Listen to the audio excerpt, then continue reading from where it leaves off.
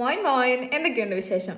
അപ്പോൾ കഴിഞ്ഞ ദിവസം നമ്മുടെ കമന്റ് സെക്ഷനിൽ ഒരാൾ ചോദിച്ചിട്ടുണ്ടായിരുന്നു, A1 A2ന്റെ എക്സാമിനേഷൻ എഴുതാതെ B1 B2ന്റെ എക്സാം നമുക്ക് ഡയറക്റ്റ് ആയിട്ട് എഴുതാൻ പറ്റുമോ ജർമ്മൻ ലാംഗ്വേജിൽ എന്നുള്ള രീതിയിൽ ചോദിച്ചിട്ടുണ്ടായിരുന്നു.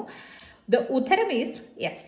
അതായത് A1ഉം A2ഉം B1ഉം B2 ഒക്കെ നിങ്ങൾ ചിലപ്പോൾ ഒരു ഇൻസ്റ്റിറ്റ്യൂട്ട് ത്രൂ ആയിരിക്കും പഠിക്കുന്നത്. ഈ എല്ലാ ഇൻസ്റ്റിറ്റ്യൂട്ടിലും ഓരോ ലെവൽസ് കഴിയുമ്പോഴും നിങ്ങൾ പൈസ മുടക്കി ഓരോ എന്താ പറയുക സ്ലോട്ട് എടുത്ത് എക്സാം എഴുതേണ്ട ആവശ്യം വരുന്നില്ല. കാരണം ഫസ്റ്റ് ഓഫ് ഓൾ നിങ്ങൾക്ക് ഏത് ലെവലാണോ ഇങ്ങോട്ടേക്ക് വരാൻ ആവശ്യം വരുന്നത് ആ എക്സാം മാത്രം നിങ്ങൾ ഒഫീഷ്യലായിട്ട് രജിസ്റ്റർ ചെയ്ത് എഴുതിയാൽ മതി.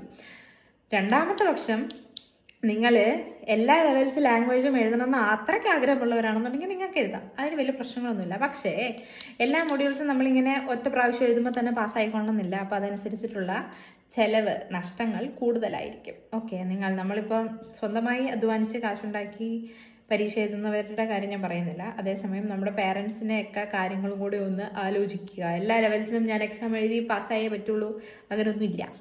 ഓക്കെ, ജസ്റ്റ് നിങ്ങൾക്ക് ഏതാണോ ലെവൽ ലാംഗ്വേജ് വേണ്ടത്, ഇങ്ങോട്ടേക്ക് ജർമ്മനിക്ക് കയറി പോരാൻ ഏത് ലെവൽ ലാംഗ്വേജ് ആണോ വേണ്ടത് ആ ലെവൽ ലാംഗ്വേജ് മാത്രം നിങ്ങൾ പോയിട്ട് മെയിൻ എക്സാം എഴുതി, അതായത് സ്ലോട്ട് ബുക്ക് ചെയ്ത് എക്സാം എഴുതി പാസ്സായിട്ട് സർട്ടിഫിക്കറ്റ് മേടിച്ചിട്ട് വരിക.